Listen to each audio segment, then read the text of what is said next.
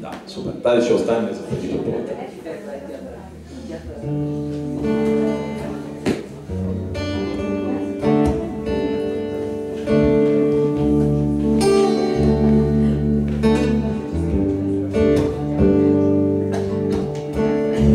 Дай ми с очите ти да виж и думите ти да говоря.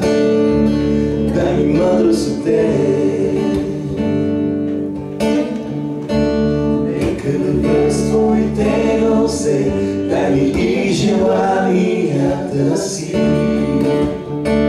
Дай ми мъдрост от теб.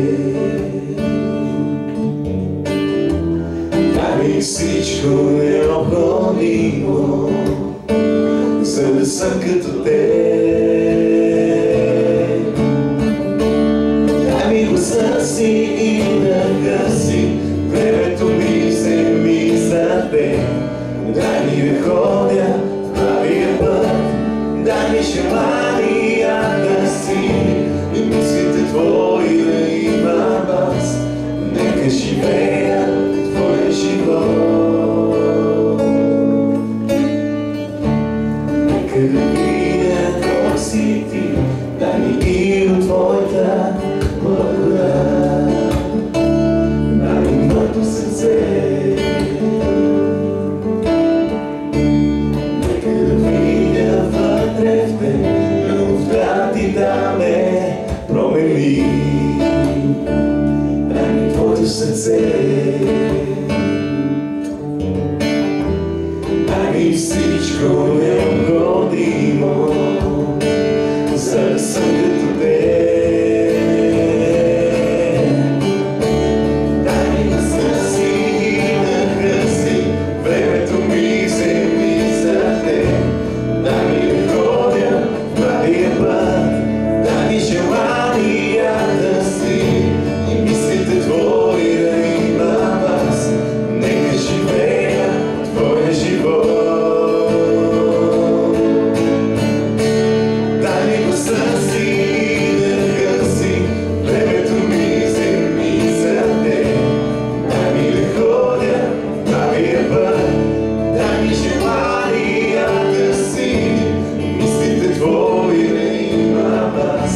Нека живея твоя живот. Дай ми твоите очи,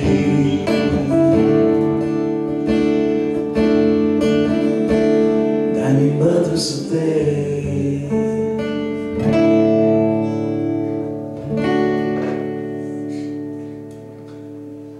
Следващата песен е също много емблематична и хубава. Ще се свободни да пеете силно заедно с нас.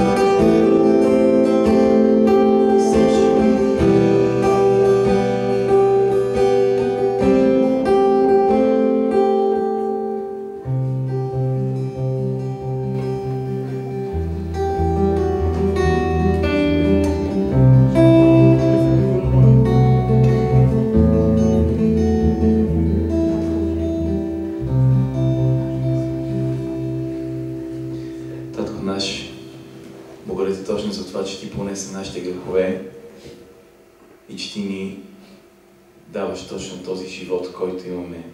Че Ти във великата си милост не ни оставаш да страдаме с всичките последствия, които идват от греха, но Ти дори смягчаваш и него. Благодаря Ти за великата Ти благодат и за това, че Ти ни даваш този нов живот и че Ти избра да ни го дадеш. Слава да Ти, амин.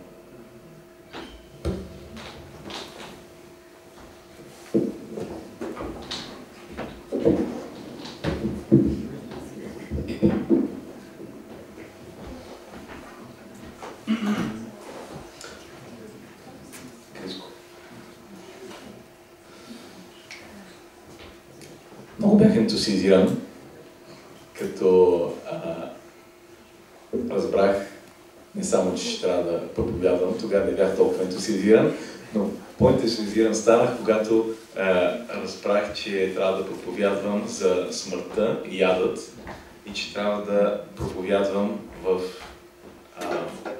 петък. Петък е денят, в който Исус е разпънат на кръста. Аз казах на Фико даже вчера, като се видяхме, че съм някакси гласа ми се промени. Беше по-гара. Не, повече ми харесваше.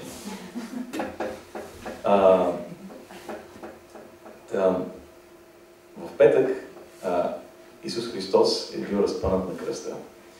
Това е, така да се каже, един от дните, в който това е денят, в който Исус Христос умира. И днес е денят, петък, в който аз ще трябва да говоря точно и за Неговата смърт, но и за смъртта като цяло. Ние адвентисти, принципно, когато говорим за смъртта с някой, обикновено тръгваме да спориме с него, особено около друга църква, опитваме се да му кажем как, когато хората умрат, те заспиват, как няма възнасяне нито към рая, нито към ада. Това са важни неща, човека да ги знае, но обикновено фокуса става върху това да ние да спечелим спора, а не толкова хората да разберат как Исус ни обича, как Той показва любовта си чрез тази доктрина, която имаме. Тоест, как ние вникваме в Неговата любов, чрез доктрината за смъртта, която сме изградили. И накрая човек обикновено казва, окей, нали, вие печелите или не печелите, и човек не разбира как ние виждаме любовта на Исус чрез тази доктрина. Това, което ще разгледаме тази вечер, е как тази доктрина ни разкрива естеството на страданията и смъртта на Христос и как ни разкрива истинското естество на Божията любов. Преди това бих искал да се помоля, за да може и нашия небесен баща да действа в нас, когато четем и стиховете. Татко Небесен, в този момент ние се молим Ти да отвориш съзнанието ни и да ни разкриеш колкото се може повече от тази велика любов, Господи, която Ти избра да ни дадеш. И те моля да със Святия си Дух да ни ръководиш, да го изливаш тук на място, в нас, и Той да отваря умовете ни, Господи, за великите истини и за това как да показваме и на хората после великата Ти любов, чрез нещата, които казваме, чрез нашата доктрина, да можем да, наистина тя да бъде като един прозорец, да се показваме Теб. Благослови ни, моля Те, амин. Добре.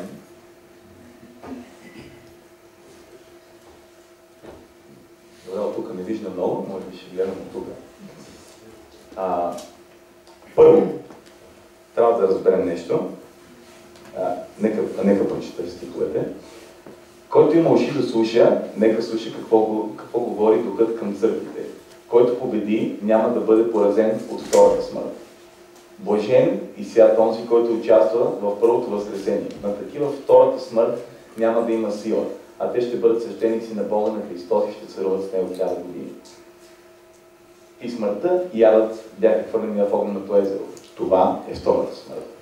А колкото за страхливците, невярващите, мерзавците, убийците, блудниците, магиосниците, идолопоклонниците и всички лъжци, тяхната участ ще бъде в езерото, което гори с огън и жупа. Това е втората смърт. Както забелязвате, всички тези стихове се говори за втората смърт. Щом има втора, значи има и първа. Нали? Абсолютно логично. Каква е разликата между двата вида смърт? Можем да видим на следващия слайд. В Матей 10 глава се казва: не бойте се от онези, които убиват тялото, а душата не могат да убият. Но по-скоро бойте се от онзи, който може и душа, и тяло да погуби в ада. В този стих ни се казва, че душата и тялото са две отделни неща. Но трябва да знаете, че в този стих думата душа, нейният превод от гръцки е ум. В цялата му пълнота на думата ум. Също така, това, което трябва да знаете, е, че тук са описани два типа смърт. Единия тип е естествената смърт, първата смърт, която е, нали, убива тялото, обаче душата не умира. Ще си говорим, нали, душата, това е съзнанието на човека, сега ще ви обясня точно какво представлява. Тялото умира в първата смърт. Във втората смърт, онзи, който може и душа и тяло да погуби в ада. Във втората смърт умират и душата, и тялото. Можем да видим следващите стихове. Не дейте се чуди на това, защото иде час, когато всички, които са в гробовете, ще чуят гласа му и ще излязат. Онези, които са вършили добро, ще възкръснат за живот, а които са вършили зло, ще възкръснат за осъждане. И се върне пръстта в земята, както е била, и духът се върне при Бога, който го е дал. Това, което можем да видим от тези стихове, едно от нещата е, че ние първо, че всички ще възкръснат, т.е. не само добрите хора и нечестивите ще възкръснат и праведните също ще възкръснат, едни ще възкръснат за вечен живот, другите за осъждане. И казва се, духът ще се върне при Бога, а пък пръстът ще се върне в земята. Взети сме от пръст, както се знае от Битие, и в пръста се връщаме. И когато гледаме тези стихове, знаем, че пръстът, това сме ние, които когато умрем, нашето тяло умира и се връща от пръста, от която е взета. Духът е това, тук думичката, която е използвана, е същата като мисля, че да, същата като в този стих, казва се от душа, от гръцки думата психе, ума в цялото му съдържание. Тоест, ако трябва да направя една метафора, както виждате има едно компютърче и това отстрани е портативен хард диск.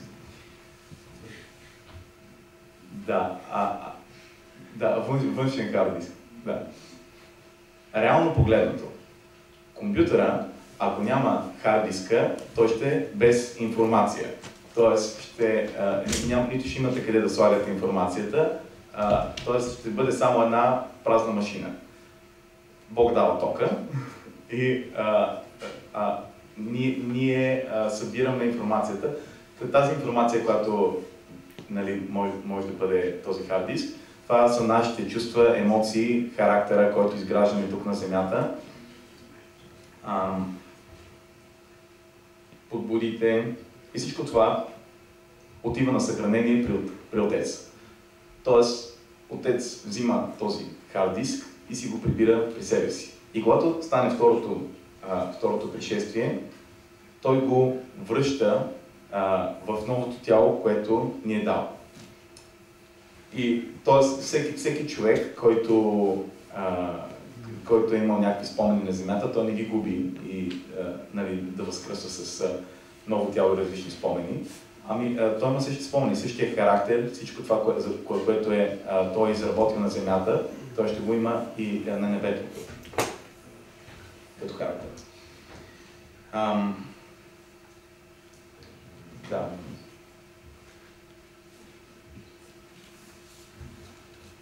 Втората смърт. Окончателно унищожаване на нечестивите, като че не са били. Когато прочетох този стих, бях много обнадежден. Това е голяма надежда. Имам предвид, представете си да унищожат нечестивите, обаче праведните, които са били, може би, техни близки, да продължават да си ги спомнят. Това би било болка за праведните, поне аз така го виждам. Нали, Бог ни казва, че те ще бъдат унищожени, така че едно никога не са съществували. Тоест и от нашите хардрайвери също няма да съществуват тези хора. И за мен това е много успокояваща мисъл.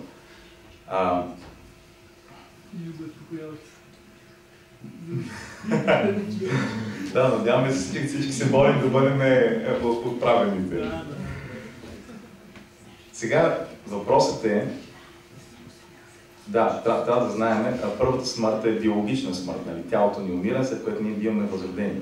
След нея следва за някои втората смърт, която изтрива изобщо човека от съществуване. Как ще се случи втората смърт?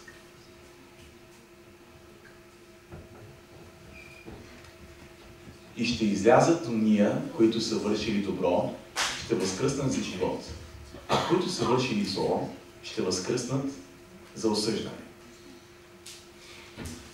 Това, което ще ви задам сега като въпрос е, какво е осъждането? Как разбирате, че сте били осъдени? Като ми ще съда. Освен в съда. Това е или са оправдани, или си осъдени.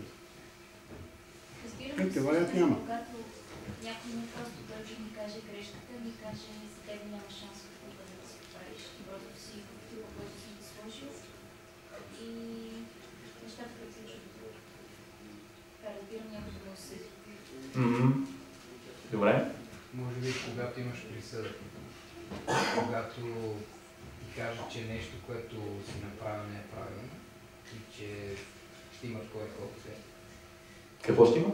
Такова последствие или ще си такъв. Ага. Добре, какво става примерно, когато някой ви осъди и ви каже, ти си алкохолик? Сега, въпросът ми е следния. Получаваме ли алкохолик осъждане е диагноза. Сега, да обясня въпроса. Получаваме ли физическа болка или получаваме душевна болка, че този човек ни е осъдил по този начин? Ние имаме, да речем, хипотетично имаме този проблем. Обаче ние, примерно, се борим с него. И този човек ни осъжда. Или пък не можем да се борим с него и сме се отказали. Това е риторичен въпрос, но е факт. Примерно, някой човек осъжда вашия порок. Каква болка получаваме? Физическа или емоционална болка? Физическа? Така ще получим този физическа болка. Те подмърка сърце, да не болява. Чак само да е много сериозно положение. Значи, осъждането според мен не дава шанс. Това, ако някой ми каже, че аз съм алкохолик, за мен не е проблем. Проблема е, че този човек казва, че това понеже алкохолик, нищо не става от него. Това вече не е. Така ги разбирам нещата. Това, което това разговор, казва, да не става нищо. Да, като цяло точно това ми е идеята. Осъждането е психологически феномен. Тоест това е нещо, което, поне така както е записано, което нас ни сблъсква с реалността на нашата вина и нарушените взаимоотношения, които сме причинили, или границите, които сме пресякли, които ние осъзнаваме, че е било грешно. Тук се казва, че тези, които са вършили зло, ще възкръснат за осъждане. Тоест ще възкръснат за да се срещнат точно с тази вина и последствия, които може би са избегнали тук на земята или не са ги срещнали. Когато нечестивите възкръснат, те няма просто да бъдат унищожени. Бог не е тиранин. Цялостната идея е съвсем различна. Те ще бъдат изправени пред записа на живота си и те ще видят всичко, което са вършили в непомрачена яснота, в ярък контраст с Божията себепожертвователна любов. В Откровение се описва доста добре точно това нещо, което ще се случи. Сега ще анализираме тези стихове, поне част от тях. След това видях един голям бял престол и онзи, който седеше на него, от чието лице побягнаха земята и небето, че не се намери място за тях. Видях и мъртвите, малко ми пречи, между другото. Видях и мъртвите, големи и малки, стоящи пред престола. И едни книги се разгънаха, разгъна се и друга книга, която е книгата на живота. И мъртвите бяха съдени според делата си, по написаното в книгите. И морето предаде мъртвите, които бяха в него. И смъртта и ядът предадоха мъртвите, които бяха в тях. И те бяха съдени всеки според делата си. И смъртта и ядът бяха хвърлени в огненото езеро. Това е втората смърт. И ако някой се намери записан в книгата на живота, той бе хвърлен в огненото езеро. Не се намери. Какво? Ако някой не се намери. Ако някой не се намери записан, и всеки път пропускам нето, много фатално не. И ако някой не се намери записан в книгата на живота, той ще бъде хвърлен в огненото езеро. Сега, ако прочетем стиховете, без да ги анализираме, изглежда се едно, Бог само чака тия хора да ги възкреси, да ги убие и да ги хвърли в огненото езеро. Което не е точно това, което се случва. Първо, трябва да знаем, че Бог обича всички хора по-равно. Имам предвид, Бог няма фаворити. И Бог, колкото обича нас, толкова обича и ако каже грешниците, ще изгледа се едно, ние сме праведни, но принципно ние сме оправдани чрез вяра. Бог обича всички хора наравно, както грешниците, така и праведните, колкото се намерят. Както и хората, които са решили да следват Исус. Въпросът е, че самите хора са решили да отхвърлят Бога. Са решили да отхвърлят точно тази любов, която Той показва към нас. Точно този шанс, който Той не е спрял да им дава цял живот. Последно. И отхвърляйки Божията любов, нечестивите се обричат на гибел. Как нечестивите преживяват втората смърт? Това се състоят 4 основни момента в тези стихове на Откровение. Номер 1. След това видях един голям бял престол и онзи, който седеше на него, от чието лице побягнаха земята и небето, че не се намери място за тях. Първо, всички хора са на небето и в този момент виждат това, което никой човек до тогава не е виждал. Божието лице, разкрито пред тях. Не знам дали си спомните, не, това ще го кажа след малко, но това, че виждат Божието лице, първо всички са изумени, второ, всички нечестиви се изправят пред истината, че целият си живот са го пропиляли и са направили безумно много грешки. Номер 2. Апостол Павел нарича този ден, това събитие, деня на гнева, може би сте чували този израз, когато ще се открие праведната съдба от Бога. Гневът се случва в светлината на разкриването, светлината, която идва от Бога. И както и Елън Уайт пише, в светлината на Бога всичко се разкрива, включително и нашите грехове, всичко грешно. Второто нещо, втория момент, който се случва е, те виждат, че имената им липсват. Пише,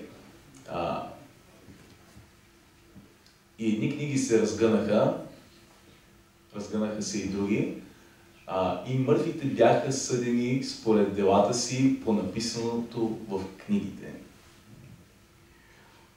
Всичките хора, които са всичките хора, които са там,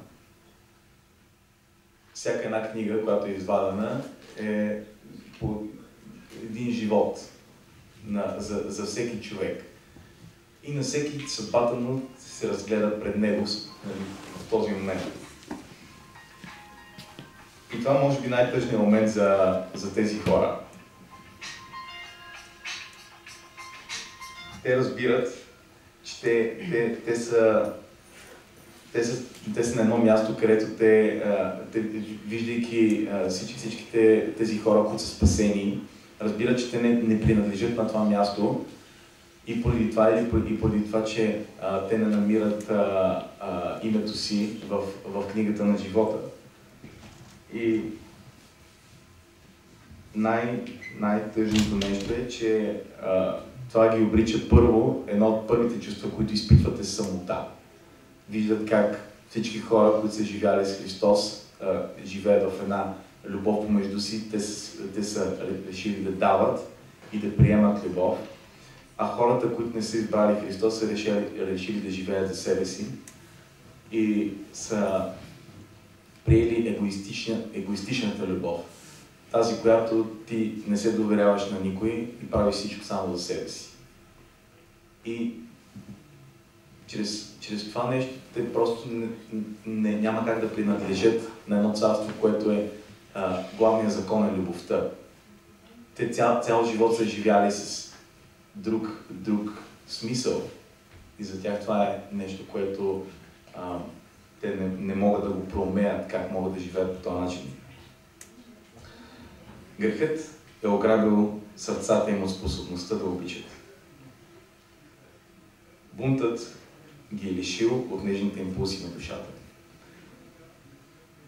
Представете си, за егоизма, представете си как всички са събрани в любов помежду си към небесния ми баща. Само егоиста страни, обичайки само себе си. И за него е невъзможно да обикне някой друг, понеже той не познава любовта да даваш на някой друг. Цял живот е живял независим, грижайки се само за себе си, интересувайки се само от своите проблеми. Живот на емоционална изолация. Животът няма смисъл, ако е отделен от своя автор. Пълната самота е всичко, което могат да почувстват. Третия момент е точно този, в който книгите се отварят. Те биват съдени според делата, които са написани в книгите. Сега ще помоля Криско.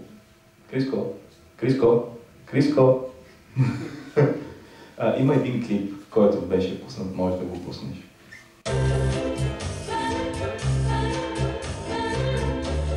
Next. File, please.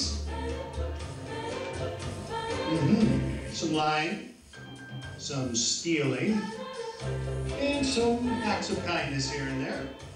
I tried to live a good life. Well, let's see how good.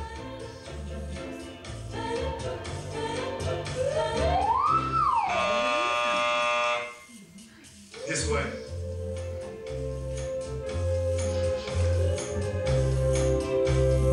Next. File, please. Okay, I admit it. I did a lot of bad things. Yes, I see. But I've done good things too, you know, to offset the bad things. Like, one time, I cheated on a test, but then I cleaned up trash in the park. That should balance out, right? Let's find out.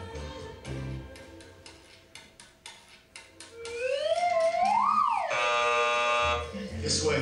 That should have balanced out, right? It should have balanced out. Next. File, please. Impressive. Oh yeah, I devoted my entire life to make this world a better place. I dug wells in Africa, I donated blood every month, and I ran an orphanage in India. I mean, I just wish I could have done more. And is this your subscription? I only read the articles.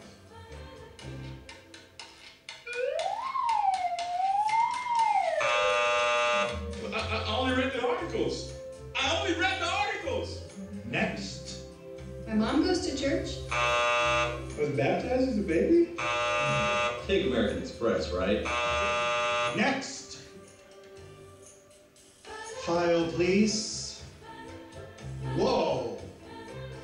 Somebody's been busy. Well, let's get this over with. Sorry, I didn't know he was with you. Okay, step on the scale. Not you. Him.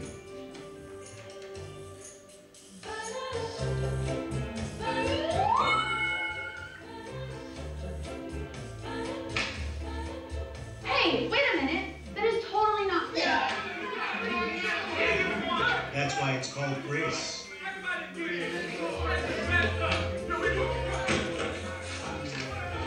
Next. От този клип може да разберете как хората, които не са повярвали, не могат да разберат как могат другите да бъдат спасени, защото те имат съвсем различен начин на мислене, едното на ръка. Другото, което е, че когато ние не сме приели благодата на Исус, ние нямаме какво да предложим на Бога, за да изкупим нашите грехове. Веднъж извършим грехът е съществуваща реалност в ума.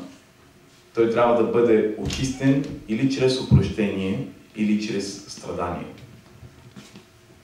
Опрощението е възможно само когато се прегърне Божията любов.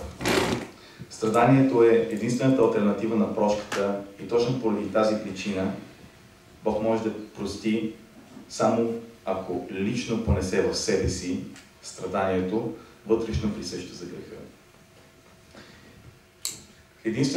Единствената причина, поради която не се налага да се сблъскаме с пълната сила на нашата вина, е спасителният план на Исус Христос.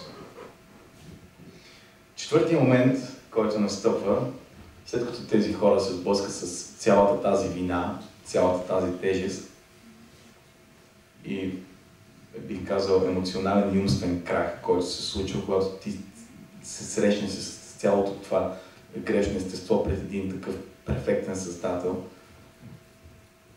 те биват унищожени, когато преживяват пълната тежест на своята вина. Навсякъде в Библията Бог бива свързан с огън.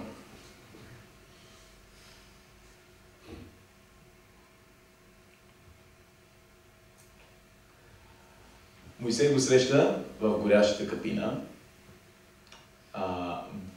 Божият закон е наречен огнен закон. Божията слава е описана като огнена. Божият трон помти от огън и от него изтича огнена река. Божията любов е сравнена с пламък най-буен. А Павел заявява, че нашият Бог е огън, който пояжда. Самата същност на Бога е описана като пояждащ огън. Тъй като чистата реалност на неговата неегоистична любов грее в ярък контраст с всичко противно на любовта. Себелюбивите същества не могат да влязат в неговото присъствие без да изпитат абсолютен умствен и емоционален разпад под смазващата тежест на своя срам. Елън Уайт стига направо до сърцевината на тази реалност. Словото на Израилевия Бог е: и пак ще туря ръката си върху тебе, ще очистя шлаката ти като слуга и ще отделя от тебе всеки примес. За греха, където и да се открие той, нашият Бог е огън, който пояжда. Той ще извличи греха във всички, които се подчиняват на божествената сила.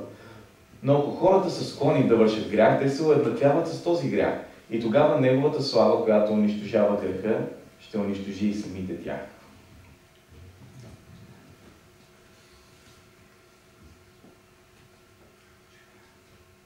В началото сме били в Божието присъствие, без да се чувстваме по този начин. В началото, когато сме били в Божието присъствие, сме чувствали радост, мир и любов. Когато грехът навлиза, в Божието присъствие изпитваме само мъчението на нашия срам. Помните, когато се грешиха, Адам как избяга и си скри от Бога.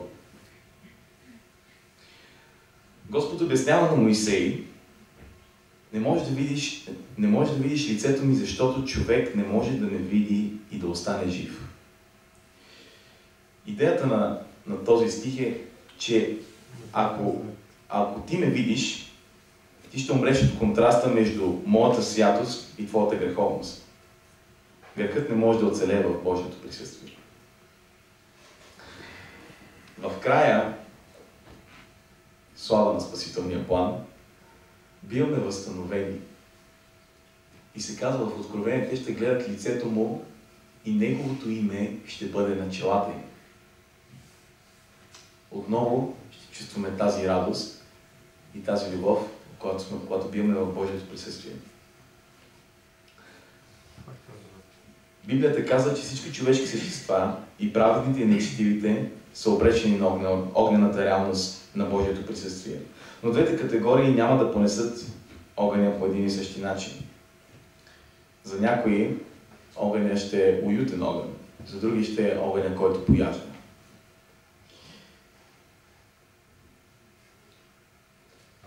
Един малко дълъг цитат на Елън Уайт. Това не е акт на произволна проява на власт от страна на Бога. Отхвърлилите неговата милост жена това, което са посяли. Бог е източникът на живота и когато някой избере да служи на греха, той се отделя от него, като по този начин се отхвърля живота. Такива хора са странници, отчуждени на живота от Бога. Христос казва: всички, които мразят мене, обичат смъртта. Бог им дава живот за известно време, за да могат да изградят своя характер, да разкрият принципите си, и щом извършат това, те получават последиците от своят избор. Чрез живот на бунт, Сатана и всички присъединили се към него се поставят в такова несъгласие с Бога, че самото присъствие на Христос се оказва за тях унищожителен огън.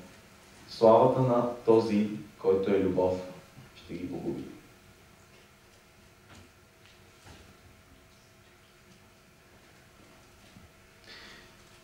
Това е истинското естество на ада. Адът е еквивалентът на втората смърт. Бог няма да подложи нечестивите на вечни мъчения в пламъците. Даже лично за мен това е най-голямата милост, която Бог може да направи, защото те са изправени пред собствената си вина. Те най-сетне поемат последствията и в този момент те са толкова емоционално изтезани и агонизиращи, че това Бог да ги унищожи е най-голямата милост, която Той може да направи.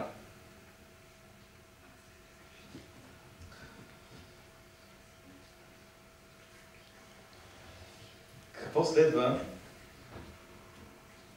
Първо, помните ли Исус колко пъти прегреши? Това е много глупав риторичен въпрос. Исус не прегреши нито един път. И това, което мен ме фрапира, е какво се случва след възкресението. Всеки човек, след като възкръсне, ще бъде съден. Тоест, някои ще бъдат съдени, други ще бъдат оправдани. В случая, за Исус е нямало кой да се застъпи. Тоест, Исус е бил уникален случай, който няма благодат за него, т.е. за него има реален съд. Исус е бил без грях. Благодарение на това, че той целия си живот го е живял без грях, е можел да се яви и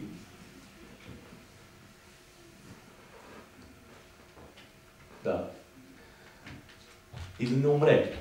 Както се казва в Римляни 6 глава, 20 стих, заплатата на греха е смърт. Казва се: и Христос умря за греховете ни. Вкус и смърт с Божията благодат за всеки човек. Тези стихове не говорят за първата смърт. Значи, доста често аз лично, признавам си, когато чета Христос умря за греховете ми, всеки път визирам смъртта на кръста. Смъртта е много по-голяма от тази на кръста. Исус Христос се яви на Великия съд, от който, ако имаше дори един грях, ще да бъде унищожен.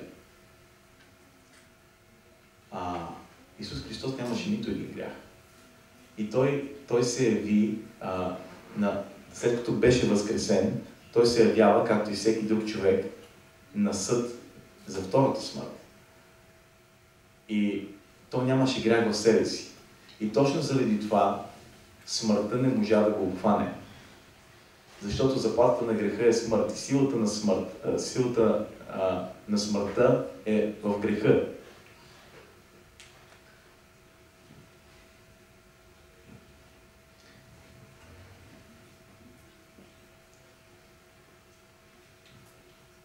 Трябва да знаем, че първата смърт, мисля, че това не го казах, първата смърт се нарича и сън. Когато умрем, това мисля, че всички го знаем, когато умрем, ние заспиваме. Как знаем, че това е състояние на сън, т.е. това е като сън? Защото Исус, когато казва на апостолите за състоянието на Лазар, той казва: Лазар, спи. След което им казва, че той е умрял. Защото той визира най-вече състоянието, в което се намира. Трябва също така да знаем, че втората смърт е перманентна, завинаги. Няма трето възкресение. Окончателната заплата на греха е втората смърт. От тук логично следва, че Исус може да ни спаси само от това, което Той самия е понесъл и победил за нас. Исус ни спасява и от двата вида смърт, не само от първата. В Гециманската градина предстои да се случи нещо изумително. Исус се препъва под тежестта на невидимия товар и учениците забелязват това и се обръщат към Него. И Той казва: душата ми е прескръбна до смърт. Някои смятат, че Исус започва, неговите страдания започват, когато Той бива съден и когато почват да го бичуват, може би. Но реално най-големите му страдания, дори над физическите страдания, които е понесъл, са тези, които се изливат точно тук. И като беше в агония, молеше се по-усърдно и потъм стана като големи капки кръв, които капеха на земята. Исус все още не е бил нито ударен, нито е имал причина да кърви. Но целият този срам и вина, които са се изсипали, защото точно в този момент Той е поел всичките наши грехове. Целият този срам и стрес му е причинил огромна агония. Но Той е приял да го поеме.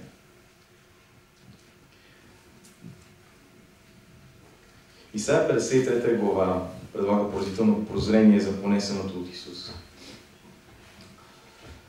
Всички принципно ви препоръчвам да прочетете цялата 53 глава.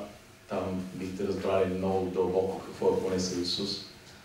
Но в тези стихове се казва: всички се заблудихме като овце. Отбихме се всеки в своя път и Господ възложи на Него беззаконието на всички ни.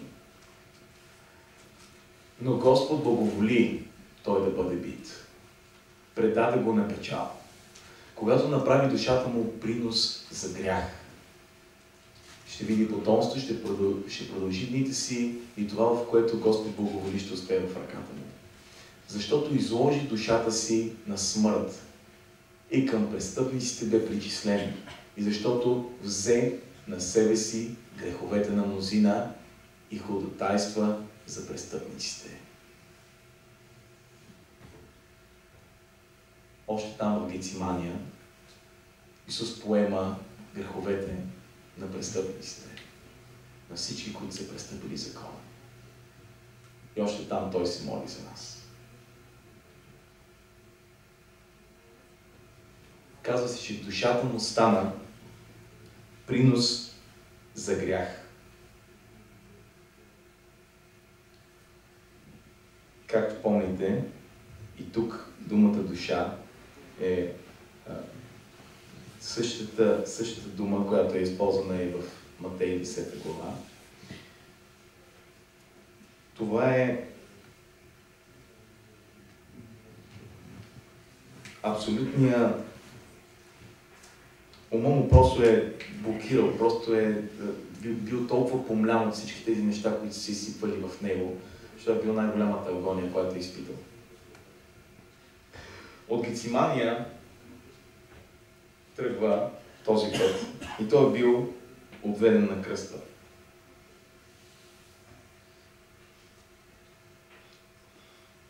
Той беше огнетяван, но смири себе си и не отвори устата си, както агне водено на коне.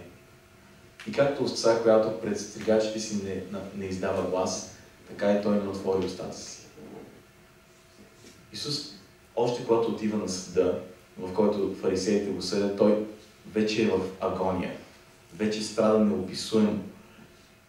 И независимо от неправдите, за мен е най-великото нещо, което мога да си представя, просто не мога да си го представя, как дори когато той е понесъл греховете на тия хора, които са били около него, които са го съдили, включително и фарисеите, които са били пред него, как е могъл да продължава да ги обича и да не отваря устата си против тях. Но той продължава. Не казва нищо. Независимо колко са го бичували, независимо каква болка понася, той не издава нито стон, не казва нито дума.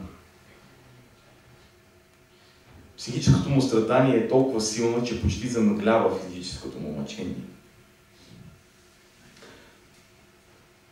Елън Уайт ни разяснява още по-добре какво се случва.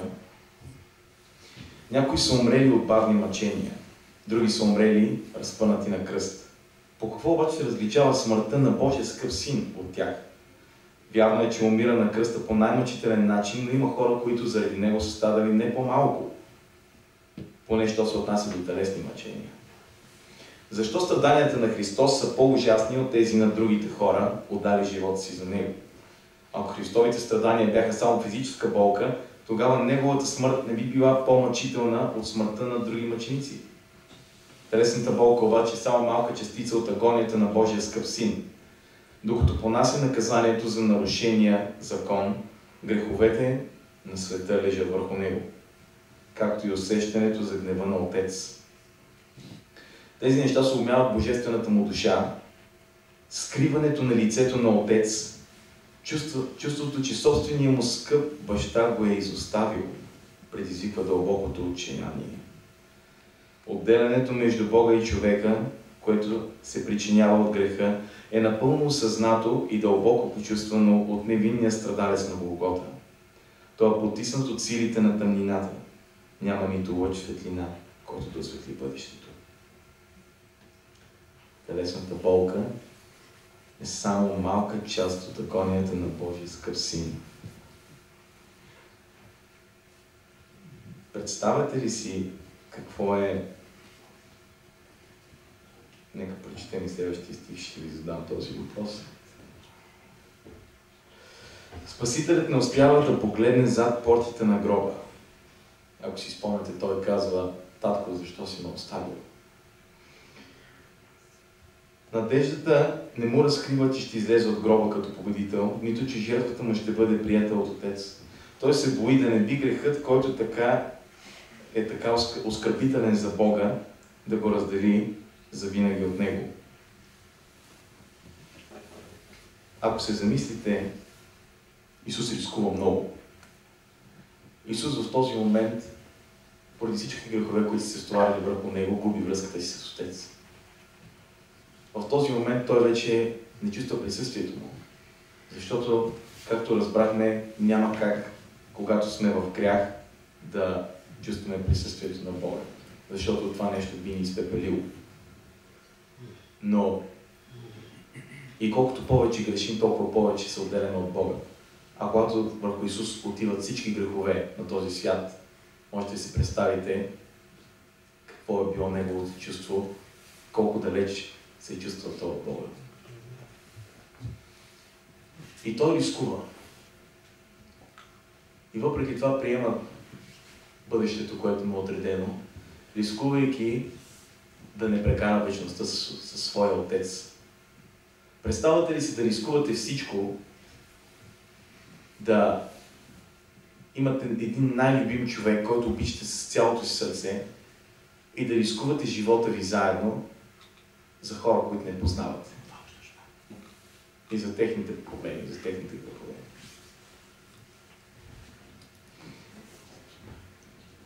Поразително.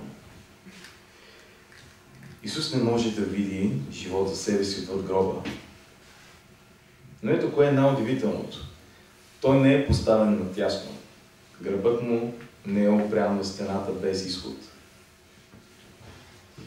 Исус е имал избор. Затова ме люби Отец, защото аз давам живота си, за да го взема пак. Никой не ми го отнема, но аз от себе си го давам. Имам право да го дам и имам право да го взема. Тази заповед получих от Отца си. В Гецимания каза на Петър: или мислиш, че не мога да се примоля на Отца си и той да ми прати още сега повече от 12 легиона ангели? Мислите, че Исус не е имал избор. Мислите, че Отец го оставил без избор. Исус е избрал да поеме греховете ни. Исус е избрал да рискува вечния си живот с Отец.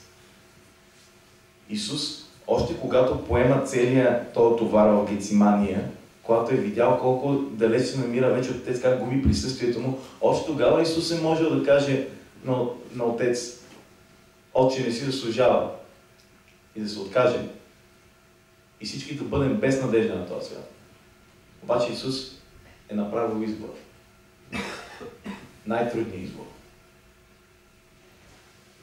Без да знае какво е бъдещето за него.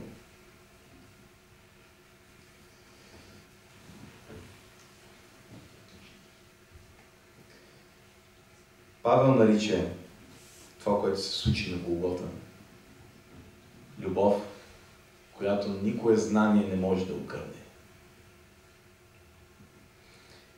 Когато Исус отдава живота си на кръста, той демонстрира с поразителна яснота и красота, че Бог буквално обича всички останали повече, отколкото обича собственото си съществуване. Това е невероятната истина, която разбирането на адвентистите и нашето разбиране за смъртта разкрива пред нашия поглед тук.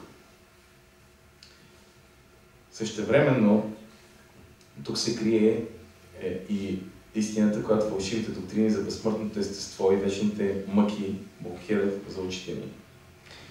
Някой ще каже от вас, ще попитате: как тогава Исус преживява втората смърт? Нали тя е вечно унищожение без възкресение? Казва се: когато Бог възкреси, като развърза болките на смъртта, понеже не беше възможно да бъде държан той от нея. Защо смъртта не може да задържи Исус? Защото жилото на смъртта е грехът и силата на греха е законът. Исус беше единственият, който изпълни закона. Исус е единственият, който смъртта не може да задържи, защото не може да му каже нищо и няма причина да го задържи. Исус е единственият, който може да бъде в присъствието на Бога на втората смърт, без да изгори от пояждащия му огън и от пояждащата му слава. Защото той не извърши нито един грях. И заради това, че и Бог, и Исус избра да ни спаси, независимо от всичките болки, които трябваше да му бъдат причинени, той остана без грях до самия финал. Само чрез любовта си, чрез избора да ни обича до края, наистина до края. Той триумфира над втората смърт. Дори пред най-жестокото изкушение да спаси себе си, той продължава да ни обича на всяка цена. Питаме ли се как е възможно Бог да ни обича толкова? Толкова пламенно, толкова неегоистично. Как е възможно дори за момент да не помисли за себе си? Наистина ли Бог е такъв? Делото, което извърши на Голгота, ни казва с абсолютна убеденост. Да, той е такъв. Бих желал да завършим с този стих. Любов, която никое знание не може да окърне. Сега ще се разделим на няколко групи, на които ще може да обсъдим тези въпроси. Но преди това бих искал да се помолим